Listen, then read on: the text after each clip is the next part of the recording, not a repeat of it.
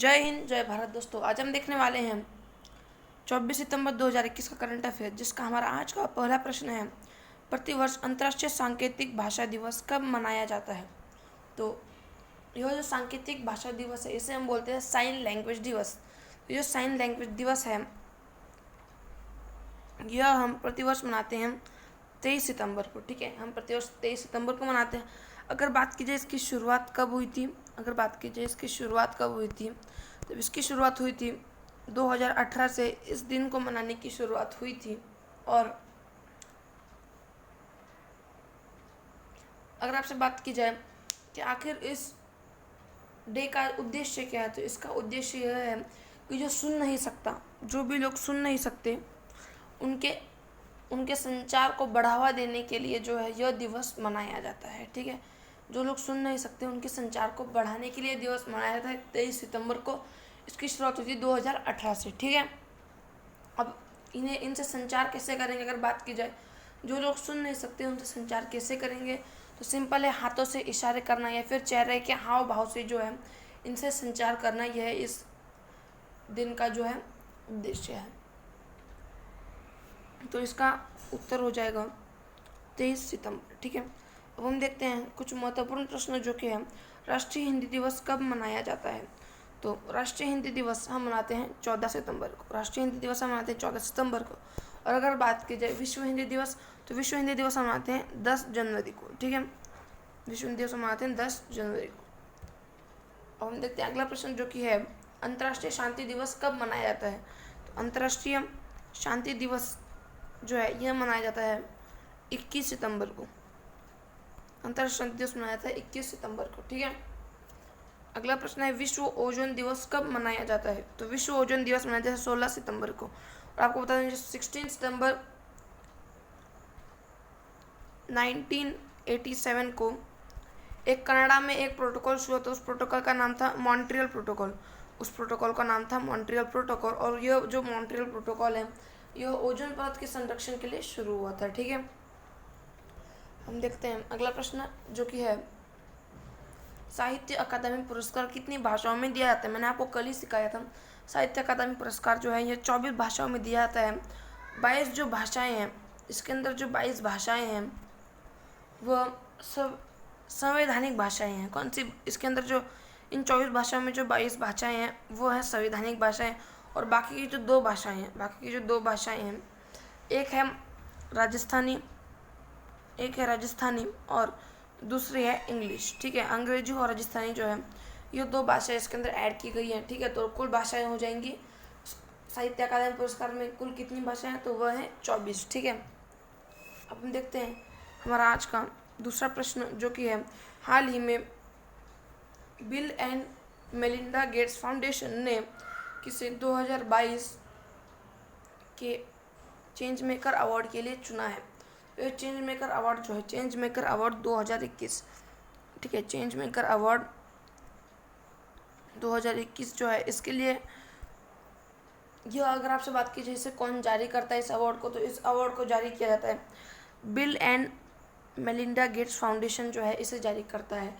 और इस बार जो है 2021 का जो ये पुरस्कार है यह दिया जा रहा है फेरोज फेजा बिथर को। ठीक है, फेरोज फेजा बिथर को। अगर बात की जाए ये कहाँ की है, तो यह बांग्लादेश की है। ठीक है, यह बांग्लादेश की है। और इन्हें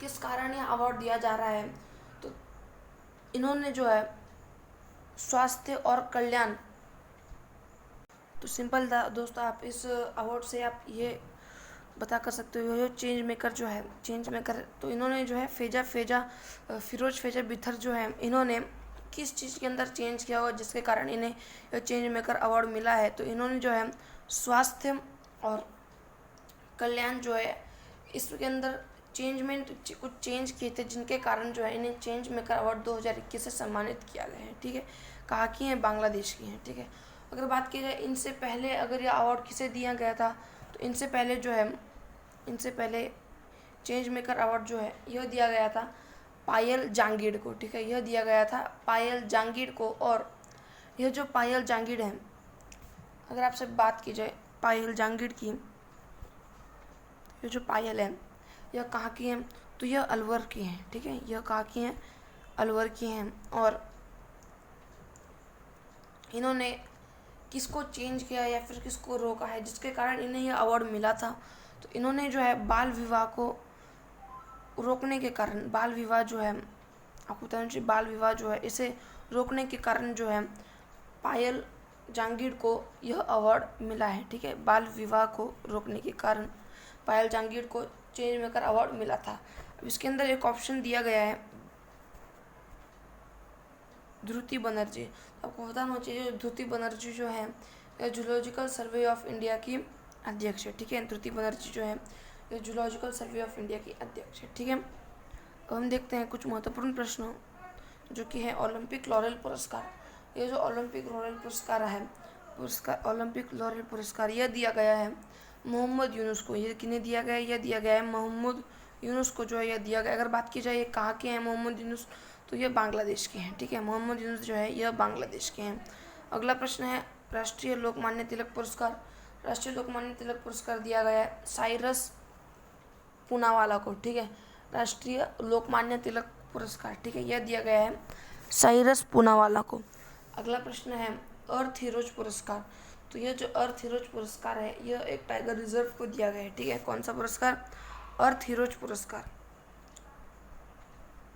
अर्थ हीरोज पुरस्कार यह दिया गया है टाइगर रिजर्व को और उस टाइगर रिजर्व का नाम है सतपुड़ा टाइगर रिजर्व। ठीक है, सतपुड़ा टाइगर रिजर्व। अगर बात की जाए सतपुड़ा टाइगर रिजर्व कहाँ का, तो सतपुड़ा टाइगर रिजर्व जो है ये मध्य प्रदेश का टाइगर रिजर्व है। ठीक है, मध्य प्रदेश के अंदर स्थित यह एक टाइगर रिजर्व है। अगला प्रश्न है अंतर्राष्ट्रीय अवार्ड लैंड फॉर लाइफ। तो ये जो अंतर्राष्ट्रीय अवार्ड लैंड फॉर लाइफ है, अगर बात की जाए किन्हें दिया गया है, तो यह दिया गया है श्याम सुंदर जानी को। ठीक है, किन्हें? श्याम सुंदर जानी को जो है यह अवार्ड दिया गया है। कौन सा? अंतर्राष्ट्रीय अवार्ड लैंड फॉर लाइफ। अगला प्रश्न है अंतर्राष्ट्रीय रेंजर अवार्ड। अंतर्राष्ट्रीय रेंजर अवार्ड जो है यह दिया गया है महेंद्र गिरी को। अंतर्राष्ट्रीय रेंजर अवार्ड दिया गया है महेंद्र गिरी को। ठीक है, अब हम देखते हैं अगला प्रश्न जो कि है व्हिटली अवार्ड 2021। तो यह जो व्हिटली अवार्ड 2021 है यह बहुत ही महत्वपूर्ण प्रश्न है। व्हिटली अवार्ड 2021 जो यह दिया गया है नुक्लू फोम को। यह दिया गया है नुक्लू फोम को जो है यह अवार्ड दिया गया। इसी व्हिटली अवार्ड को क्या कहा जाता है? व्हिटली अवार्ड को जो है कहा जाता है ग्रीन ऑस्कर। व्हिटली अवार्ड को कहा जाता है ग्रीन ऑस्कर। ठीक है, अगर बात की जाए नुक्लू फोम की, नुक्लू फोम जो है यह कहाँ के हैं? नुक्लू फोम नागालैंड के रहने वाले हैं। ठीक है, नागालैंड के नुक्लू फोम रहने वाले हैं। अगला प्रश्न है 69वें मिस यूनिवर्स 2021। तो 69वें मिस यूनिवर्स 2021 जो है यह दिया गया है एंडिया मेजा को। किन्हें? एंडिया मेजा को। ठीक है दोस्तों, बताना चाहिए आपको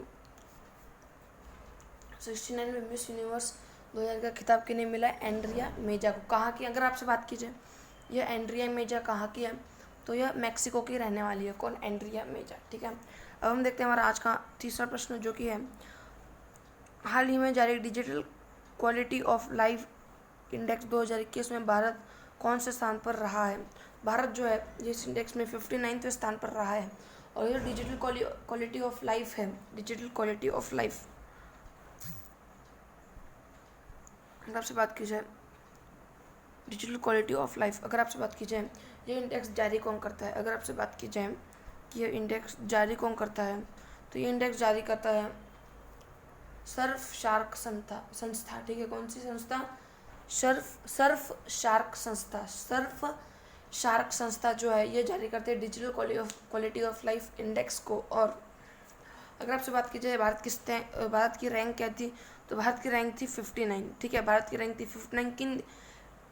अगर बात की जाए कितने देश थे इनके अंदर, इसके अंदर कुल 110 देश थे, जिनके अंदर 110 देश थे, जिनमें से भारत की रैंक आई है 59। और बात की जाए इस इंडेक्स में पहले स्थान पर कौन है, अगर आपसे पूछा गया इस इंडेक्स में पहले स्थान पर कौन है, तो इस इंडेक्स में पहले स्थान पर है डेनमार्क। इंडेक्स में पहले स्थान पर है डेनमार्क। ठीक है,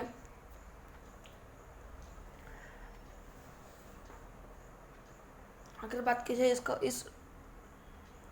इसे जारी क्यों किया जाता है, इसे इसलिए जारी किया जाता है कि किस देश में इंटरनेट क्वालिटी या फिर स्पीड जो है अच्छी है किस देश में ज़्यादा अच्छी है, इसीलिए जो है ये डिजिटल क्वालिटी ऑफ लाइफ जो है ये इंडेक्स जारी किया जाता है। ठीक है,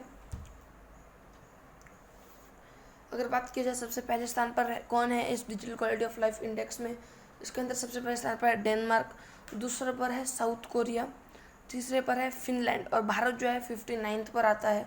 अगर बात की जाए पाकिस्तान की, तो पाकिस्तान जो है यह 97th रैंक पर आता है। ठीक है, Pakistan 97th, India 59th, second पर आता है साउथ कोरिया, फर्स्ट पर आता है डेनमार्क। ठीक है, और अगर आपसे बात की जाए सबसे अंतिम स्थान पर यानी 110वें स्थान पर है इथोपिया। ठीक है, 110वें स्थान पर है इथोपिया, सबसे लास्ट इथोपिया। अब हम देखते हैं कुछ महत्वपूर्ण प्रश्न जो कि हैं 10वां। तो भारत की किस इंडेक्स में 10वां स्थान है, तो है ग्लोबल साइबर सिक्योरिटी इंडेक्स। ठीक है, ग्लोबल साइबर सिक्योरिटी इंडेक्स के अंदर भारत की रैंक है 10वीं। ठीक है, अगर आपसे बात की जाए भारत के किस इंडेक्स में फोर्थ रैंक है, तो वो है ग्लोबल फायर पावर इंडेक्स। कौन सी, ग्लोबल फायर पावर इंडेक्स। ठीक है, अगर आपसे बात की जाए ग्लोबल फायर पावर इंडेक्स जो है इसका अर्थ क्या है, तो कुछ नहीं, इसका अर्थ एक तरह से आप समझिए कि किसकी सैन्य ताकत ज़्यादा मजबूत है। तो इसके अंदर जो है इस ग्लोबल फायर पावर इंडेक्स जो है इसके अंदर भारत की रैंक है 4th। पहले स्थान पर है यूएसए, दूसरे स्थान पर है रूस, तीसरे स्थान पर है चाइना। ठीक है, सबसे पहले यूएसए, उसके बाद में रूस, चाइना और फिर 4th स्थान पर आता है भारत। हम देखते हैं अगला महत्वपूर्ण प्रश्न जो कि है 46 स्थान पर। ठीक है, अगर आपसे बात की जाए 46वें स्थान पर आखिर किस इंडेक्स में जो है भारत 46 रैंक पर है, तो वह है ग्लोबल इनोवेशन इंडेक्स। कौन सा, ग्लोबल इनोवेशन इंडेक्स में जो है भारत 46वें स्थान पर है। ठीक है, अगला प्रश्न है 86th रैंक। ठीक है, 86th रैंक, तो 86th रैंक में जो है भारत जो है भ्रष्टाचार धारणा सूचकांक। ठीक है, भ्रष्टाचार धारणा सूचकांक जो है इसके अंदर भारत 86वें रैंक पर है, 86th रैंक पर है। अगर बात की जाए भुखमरी सूचकांक, तो भुखमरी सूचकांक जो है इसके अंदर भारत है 94वें रैंक पर है भारत, किसके अंदर, भुखमरी सूचकांक के अंदर। अगला प्रश्न है 139th रैंक पर, तो भारत जो है यह हैप्पीनेस खुशहाली सूचकांक में जो है खुशहाली सूचकांक में भारत 139th रैंक पर है। ठीक है, अब हम देखते हैं हमारा आज का चौथा प्रश्न जो कि है 24 से 28 सितंबर 2021 तक द हिमालयन फिल्म फेस्टिवल 2021 का पहला संस्करण कहाँ आयोजित किया जाएगा, कहाँ आयोजित किया, तो सिंपल है, यहाँ पे किया जाएगा आएगा, किया जाएगा, तो यह जो है लेह के अंदर आयोजित किया जाएगा। ठीक है, और यह जो हिमालयन फिल्म फेस्टिवल है इसका यह पहला संस्करण है, इसका जो है यह पहला संस्करण है। और यह कब से कब तक, तो यह जो है 24 से 28 सितंबर के बीच में जो है यह आयोजित किया जाएगा। और कहाँ पर, तो लेह में कितने दिनों के लिए, तो यह 5 दिनों के लिए जो है यह हिमालयन फिल्म फेस्टिवल आयोजित किया जाएगा। ठीक है, आपको पहला पॉइंट याद रखना है कि हिमालय फिल्म फेस्टिवल जो है इसका पहला संस्करण आयोजित किया जाएगा कब से कब तक, 24 से 28 सितंबर तक। कहाँ पर आयोजित किया जाएगा, लेह लद्दाख के अंदर, कितने दिनों के लिए, 5 दिनों के लिए। ठीक है, अब हम देखते हैं अगला प्रश्न जो कि है यानी महत्वपूर्ण प्रश्न जो कि है लद्दाख का नया राजकीय पशु और राजकीय पक्षी कौन है। लद्दाख जो है इसका राजकीय पशु, अगर बात की जाए इसके राजकीय पशु की, तो वह स्नो लेपर्ड, राजकीय पशु है स्नो लेपर्ड। और अगर आपसे बात की जाए राजकीय पक्षी, तो राजकीय पक्षी है काले गर्दन वाले क्रेन। कौन सी, काले गर्दन वाली क्रेन। अगर इसका नाम आपको बताकर, ये जो लिखा है मैंने आपको काले गर्दन वाली क्रेन, ये बात आपको समझने के लिए इसका सही नाम, लद्दाख के राजकीय पक्षी का सही नाम है ब्लैक नेकेड क्रेन। ठीक है, ब्लैक नेकेड क्रेन। ठीक है, काले गर्दन वाली क्रेन, ब्लैक नेकेड क्रेन। ठीक है, अब हम देखते हैं अगला प्रश्न जो कि है नेशनल पार्क। तो लद्दाख के अंदर एक नेशनल पार्क है जिसका नाम है हेमिस नेशनल पार्क। कौन सा, हेमिस नेशनल पार्क। और आपको बताना चाहिए यह जो हेमिस नेशनल पार्क है यह भारत का सबसे बड़ा जो है नेशनल पार्क है, ठीक है। हेमिस नेशनल पार्क भारत का सबसे बड़ा नेशनल पार्क है।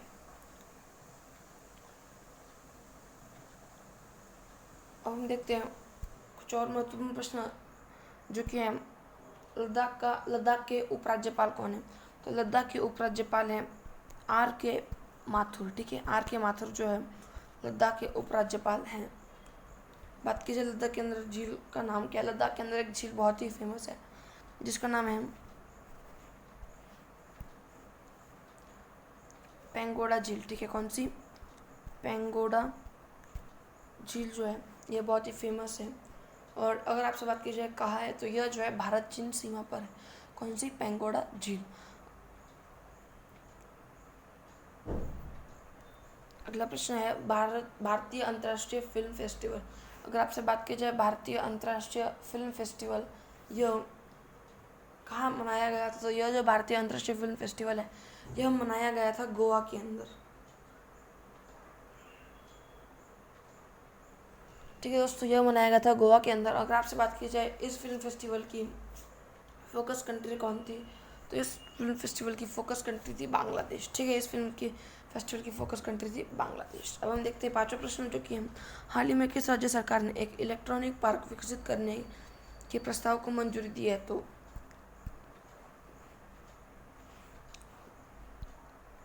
यह है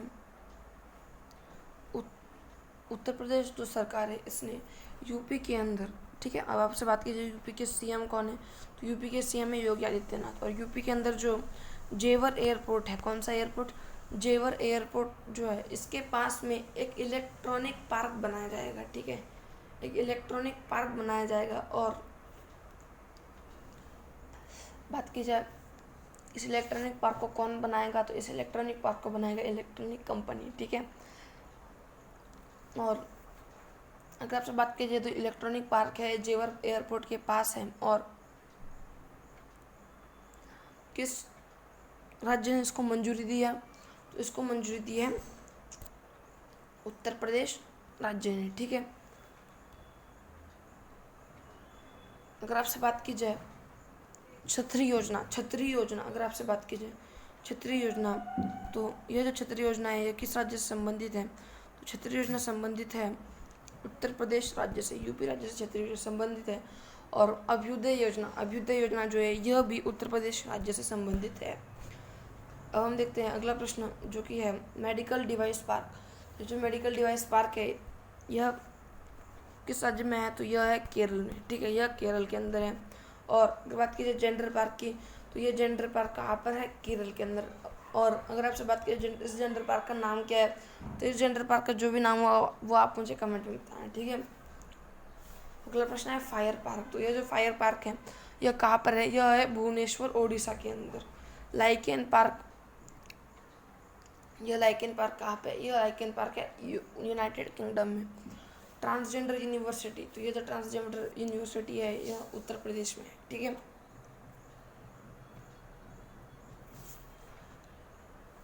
अब उत्तर प्रदेश के बारे में कुछ और जानेंगे जिनमें उत्तर प्रदेश की राजधानी है लखनऊ।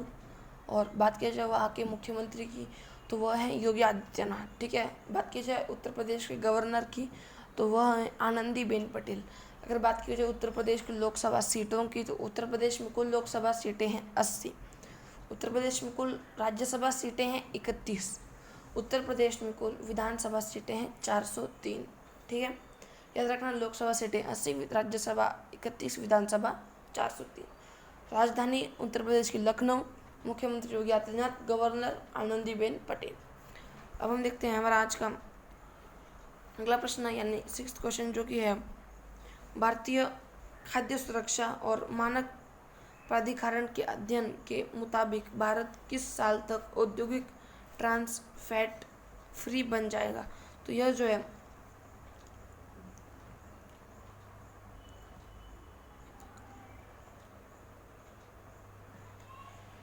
किसके मुताबिक जो है भारत औद्योगिक ट्रांस फैट फ्री बन जाएगा, तो यह जो है यह है भारतीय सुरक्षा और मानक प्राधिकरण के अध्ययन के मुताबिक, ठीक है।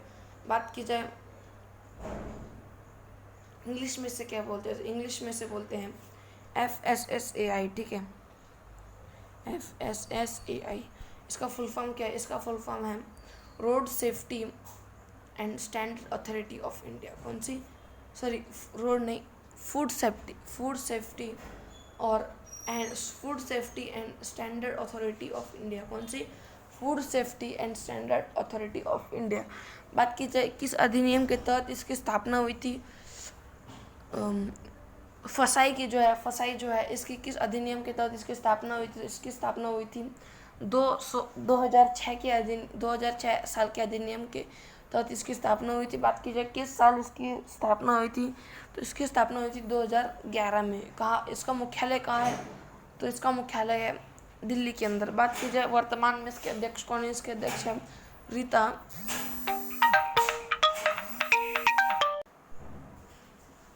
ठीक है दोस्तों, तो मैंने आपको फसाई के बारे में बता दिया है। और फसाई जो है इसके अध्ययन के मुताबिक इन्होंने बताया कि भारत जो है यह औद्योगिक ट्रांस फैट फ्री बन जाएगा। किस साल तक? 2002 तक यह जो है औद्योगिक ट्रांस फैट फ्री बन जाएगा। ठीक है, अब हम देखते हैं कुछ महत्वपूर्ण प्रश्न जो कि है भारत ने कब तक ऊर्जा स्वतंत्र का लक्ष्य रखा है। तो भारत ने जो है यह लक्ष्य रखा है 2047 तक जो है ऊर्जा स्वतंत्र का लक्ष्य रखा है। बात की जाए हाल ही में किस रेलवे स्टेशन को 5 स्टार ईट राइट स्टेशन का दर्जा दिया गया है, तो यह जो है यह दिया गया है चंडीगढ़ रेलवे स्टेशन को। किसे?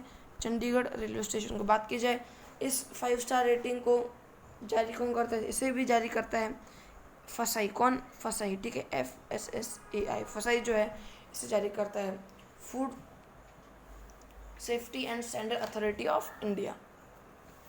अगला प्रश्न है फसाई की स्थापना कब हुई थी? मैंने आपको बता दिया, फसाई की स्थापना हुई थी 2006 के अधिनियम से इसकी स्थापना हुई थी। ठीक है, 2006 का अधिनियम था, लेकिन इसकी स्थापना हुई 2011 में। और अगर आपसे बात की जाए हर घर जल का लक्ष्य कब तक रखा गया, तो यह जो हर घर जल है इसका लक्ष्य रखा गया है 2024 तक। याद रखना, हर घर जल का लक्ष्य रखा गया है 2024 तक। ठीक है, अगला प्रश्न है टीबी हारेगा देश जीतेगा का लक्ष्य कब तक रखा गया है? कौन सा? याद रखना, टीबी हारेगा देश जीतेगा, इसका रखा गया है 2025 तक। अगला प्रश्न है मलेरिया उन्मूलन का लक्ष्य कब तक रखा गया? याद रखना है कि जो मैं आपको जो भी महत्वपूर्ण प्रश्न कराता हूँ ये बहुत ही महत्वपूर्ण होते हैं, आपके पेपर में पूछे जा सकते हैं, तो आपको हर वक्त इसे नोट करना है और याद रखना है। प्रश्न है मलेरिया उन्मूलन का लक्ष्य कब तक रखा गया है? तो ये जो मलेरिया उन्मूलन है इसका लक्ष्य रखा गया है 2030 तक जो है इसका लक्ष्य रखा गया है। बात की जाए कुपोषण मुक्त भारत का लक्ष्य रखा गया है 2022 तक। ठीक है, कुपोषण मुक्त भारत का लक्ष्य रखा गया 2022 तक। अब हम देखते हैं सातवां प्रश्न जो कि चर्चा में रही केसरी और CIM पीताम्बर किसकी किस्में है? तो आपको पता होना चाहिए यह जो केसरी और CIM पीताम्बर है। बात की जाए पीताम्बर, तो पीताम्बर को आप जब लिखोगे तो आप पी लिखते हो और ता लिखने से पहले आप अगर आप इसे पीला लिख दोगे तो पीला क्या होता है? इनमें से जो पीला है ये आप हल्दी जो होती है यह पीली होती है। तो यह जो दोनों हैं केसरी और CIM पीताम्बर जो है यह किसकी किस्में है? तो यह है हल्दी की किस्में। ठीक है, किसकी? यह हल्दी की किस्में। इसका आंसर हो जाएगा ऑप्शन नंबर A। और बात की जाए यह किस तरह की किस्में हैं? यह है अधिक उत्पाद करने वाली किस्में हैं। कौन सी? केसरी और पीताम्बर जो है यह अधिक उत्पाद करने वाली किस्में हैं। और इन्हें पेश कहाँ पर किया गया है? तो इन्हें पेश किया गया है ओडिशा के अंदर। किन्हें? ओडिशा के अंदर। बात की जाए हल्दी के बारे में, तो हल्दी जो है यह किन किन तरीकों में काम आती है? हल्दी जो है यह दवा के रूप में भी काम आती है, मसालों के रूप में भी हल्दी का उपयोग किया जाता है। ठीक है, याद रखना, दवा के रूप में भी इसका उपयोग किया जाता है, मसालों के रूप में भी इसका उपयोग किया जाता है और बहुत सारी चीज़ें हैं जिनमें हल्दी का उपयोग किया जाता है। ठीक है, अब हम देखते हैं अगला प्रश्न जो कि है हाल ही में संशोधित रबर के पौधे को कहाँ रोपित किया गया है? तो यह रोपित किया गया है असम के अंदर। यह रोपित कहाँ किया गया है? तो हाल ही में संशोधित रबर के पौधे कहाँ रोपित किया गया है? यह किया गया है असम के अंदर। कहाँ पर? असम के अंदर। अगला प्रश्न है खारे पानी वाली मगरमच्छ कहाँ पाई जाती है? तो तो ये जो खारे पानी वाली मगरमच्छ है ये पाई जाती है भितरकनिका नेशनल पार्क। कहाँ पर है आखिर अगर आपसे पूछा गया भितरकनिका नेशनल पार्क कहाँ पर है, तो यह है ओडिशा के अंदर। कहाँ पर? ओडिशा के अंदर। अगला प्रश्न है ड्रिंक फ्रॉम टैप वाला पहला शहर कौन सा है, तो ड्रिंक फ्रॉम टैप वाला पहला शहर है पुरी। जो पुरी कहाँ पर है, पुरी किस राज्य में है, तो पुरी जो है ओडिशा के अंदर है। ठीक है, ड्रिंक फ्रॉम टैप वाला पहला शहर पुरी किस राज्य में, ओडिशा के अंदर। कोणार्क सूर्य मंदिर का निर्माण किस वंश के द्वारा करवाया गया है, ठीक है, आपको पता होना चाहिए कोणार्क सूर्य मंदिर जो है इसका निर्माण करवाया गया है गंग वंश के द्वारा। अगर आपसे पूछा गया ओडिशा के प्रमुख त्योहार, ठीक है, अगर आपसे पूछा गया ओडिशा के प्रमुख त्योहार, ठीक है, ओडिशा के प्रमुख त्योहार, तो उनमें से पहला है धानु यात्रा। कौन सी? धानु यात्रा। पहली है धानु यात्रा, दूसरी है नुआखाई। कौन सी? नुआखाई। दूसरी है नुआखाई, और तीसरी है रज पर्व। कौन सा? रज पर्व। ठीक है, याद रखना है धानु यात्रा, नुआखाई और रज पर्व, ये तीनों जो है ओडिशा के प्रमुख त्योहार हैं। अगर आपसे बात की जाए राष्ट्रीय चावल अनुसंधान केंद्र, तो राष्ट्रीय चावल अनुसंधान केंद्र जो है इसका राष्ट्रीय चावल अनुसंधान केंद्र जो है कटक के अंदर है। कटक कहाँ पर है? उड़ीसा के अंदर। और बात की जाए कटक जो है उड़ीसा के अंदर है, और कटक जो है अगर आपसे पूछा जाए कटक किस नदी पर स्थित है, तो कटक जो है यह महानदी पर यह स्थित है। ठीक है, अगला प्रश्न है अंतर्राष्ट्रीय मनीला। अगर आपसे बात की जाए अंतर्राष्ट्रीय राष्ट्रीय चावल अनुसंधान केंद्र, कौन सा? अंतर्राष्ट्रीय चावल अनुसंधान केंद्र। ठीक है, अंतर्राष्ट्रीय चावल अनुसंधान केंद्र, तो इसका हेडक्वार्टर कहाँ पर है? इसका हेडक्वार्टर है मनीला, फिलीपींस। ठीक है, मनीला फिलीपींस में, और मनीला जो है ये फिलीपींस की राजधानी है। अगला प्रश्न है यानी हमारा आज का 8वां प्रश्न है निम्नलिखित में से किसे हाल ही में संयुक्त राष्ट्र महासचिव एंटोनियो गुटेरेस ने एसडीजी अधिवक्ता के रूप में नियुक्त किया है। तो आपको पता है जो एसडीजी अधिवक्ता जो है इसे हम इंग्लिश में कहते हैं एसडीजी एडवोकेट। ठीक है, एसडीजी एडवोकेट, और यह संयुक्त राष्ट्र के महासचिव एंटोनियो गुटेरेस ने किसे नियुक्त किया है? यह नियुक्त किया है कैलाश सत्यार्थी को। किन्हें? कैलाश सत्यार्थी को। ठीक है, और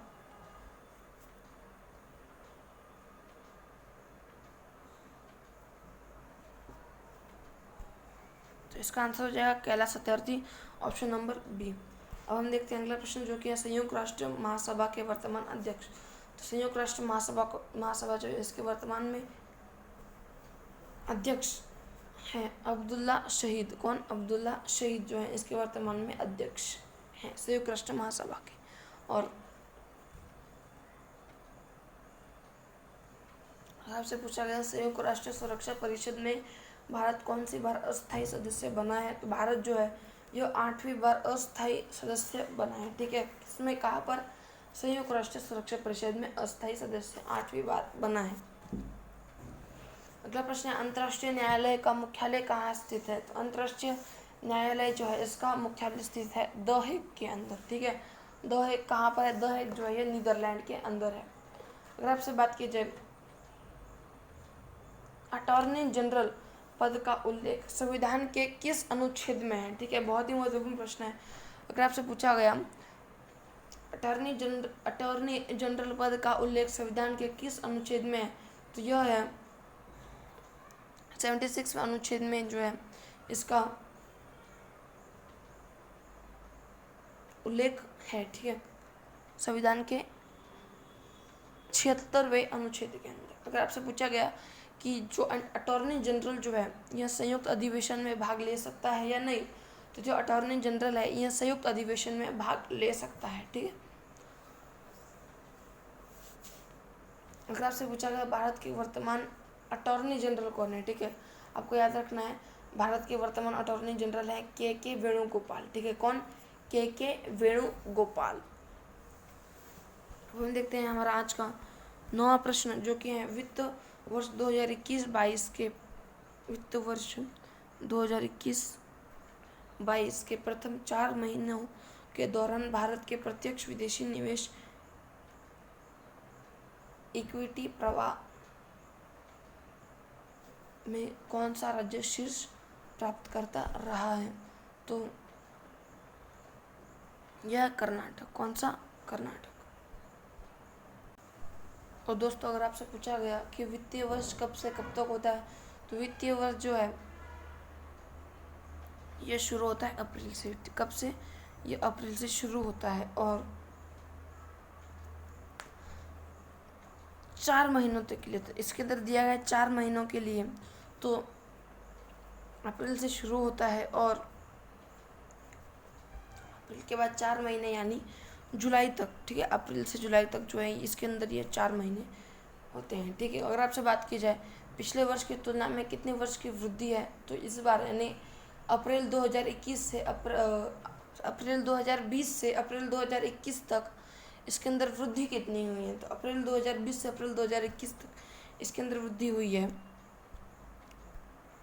62% की, ठीक है। कौन सी?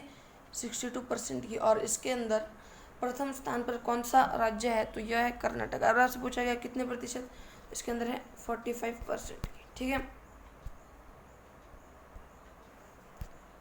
अब हम देखते हैं कुछ महत्वपूर्ण प्रश्न जो कि है कर्नाटक का नवीनतम जिला कौन सा है? तो कर्नाटक का नवीनतम जिला है विजयनगर, ठीक है, विजयनगर। प्रश्न है कर्नाटक के नए राज्यपाल कौन है? तो कर्नाटक के नए राज्यपाल है थावरचंद गहलोत, ठीक है। कर्नाटक के नए राज्यपाल थावरचंद गहलोत। और अगर आपसे पूछा कर्नाटक के नए मुख्यमंत्री कौन है, तो कर्नाटक के नए मुख्यमंत्री हैं विश्वसराज बिस्वा, ठीक है, विश्वसराज बिस्वा। अगर आपसे पूछा गया राष्ट्रीय नवाचार सूचकांक में बड़े राज्यों की श्रेणी में कौन शीर्ष पर है, ठीक है। अगर आपसे पूछा गया कि राष्ट्रीय नवाचार सूचकांक में बड़े राज्यों की श्रेणी में कौन शीर्ष पर है, तो यह है कर्नाटक, ठीक है। कौन? कर्नाटक। अगर आपसे पूछा गया राष्ट्रीय नवाचार सूचकांक जारी कौन करता है, तो यह राष्ट्रीय नवाचार सूचकांक जारी करता है नीति आयोग। कौन? नीति आयोग, ठीक है। अगर आपसे पूछा गया कि फॉरेक्स की जो है फुल फॉर्म क्या है, तो फॉरेक्स जो है इसका सिंपल होता है फॉरेन एक्सचेंज रिजर्व, ठीक है। फॉरेक्स का अर्थ होता है फॉरेन एक्सचेंज रिजर्व। अगर आपसे पूछा गया फॉरेक्स में क्या क्या शामिल है, ठीक है, तो फॉरेक्स एक तरह से आप समझिए फॉरेन एक्सचेंज रिजर्व यानी विदेशी भंडार। तो इसके अंदर सबसे पहली चीज़ शामिल है वो है विदेशी मुद्रा यानी डॉलर, येन, यूरो, ठीक है, वो सभी विदेशी मुद्रा। सोना यानी गोल्ड भी इसके अंदर शामिल है। और 2 चीज़ें और शामिल है जो आप मुझे कमेंट में बताना है, ठीक है। याद रखना फॉरेक्स यानी फॉरेन एक्सचेंज रिजर्व, विदेशी भंडार। अब हम देखते हैं हमारा आज का आखिरी प्रश्न जो कि है 25 सितंबर 2021 को दक्षिण एशिया क्षेत्रीय सहयोग संगठन के विदेश मंत्रियों की बैठक कहाँ होनी थी, ठीक है। यहाँ पर है बैठक कहाँ होनी थी जो रद्द कर दी गई, जो कि रद्द कर दी गई। यह जो है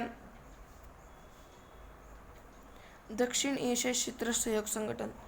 अगर आपसे पूछा गया इसकी इंग्लिश में क्या होता है आखिर, तो होता है सार्क, ठीक है। कौन सा? सार्क, ठीक है। अगर आपसे पूछा गया सार्क का, अगर आपसे पूछा गया सार्क जो है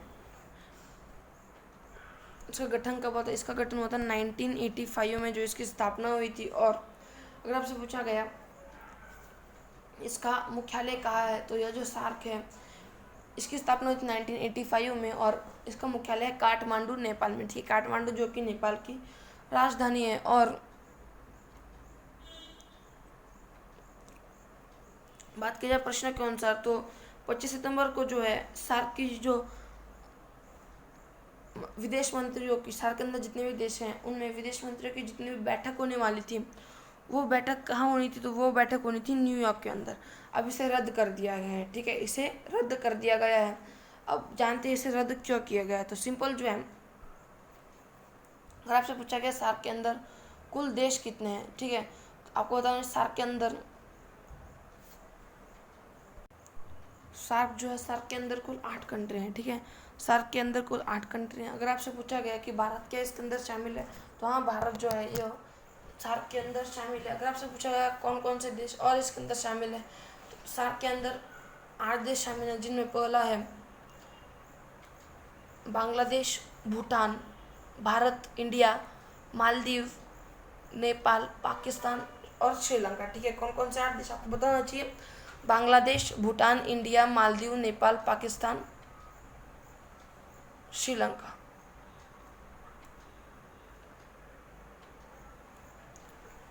ठीक है दोस्तों, और कुल कंट्रीज कितने हैं इसके अंदर? तो सार्क के अंदर कुल कंट्रीज है, ठीक है दोस्तों। कुल कंट्री कितने हैं? 8। वापस बताता हूँ। अफगानिस्तान, भारत, पाकिस्तान, बांग्लादेश, मालदीव, श्रीलंका, भूटान और नेपाल, ठीक है। याद रखना कुल कितने कंट्रीज हैं? 8 कंट्रीज हैं। मैंने आपका उन्हें नाम बता दिए हैं। और अगर आपसे पूछा गया इसकी जो है बैठक तो होने वाली थी, और इस बैठक की मेज़बानी कौन करने वाला था? तो इस बैठक की मेज़बानी करने वाला था,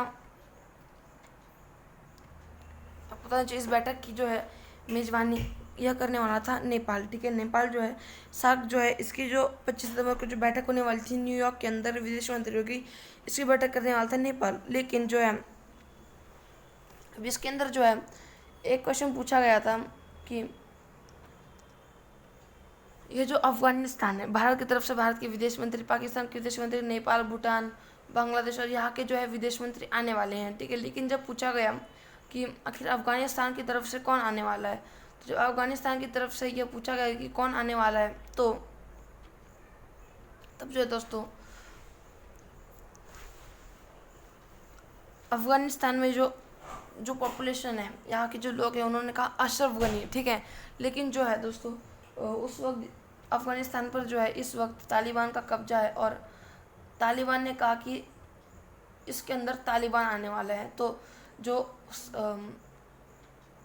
फिर जो है जितने भी देश सार्क के अंदर शामिल थे, उनसे पूछा गया कि आपको अब 2 लोग हैं, जिनमें से एक है अशरफ गनी, जो कि अफगानिस्तान के राष्ट्रपति थे, और एक नाम था तालिबान, ठीक है। तालिबान के जो भी हैं वो तालिबान। और जब कुछ देशों से तब सभी देशों से पूछा गया, तब पाकिस्तान को छोड़कर जितने भी देश थे सार्क के अंदर, ठीक है, यानी अफगानिस्तान, भारत, बांग्लादेश, मालदीव, श्रीलंका, भूटान और नेपाल, इन सभी ने जो है अफगानिस्तान की तरफ से अशरफ गनी को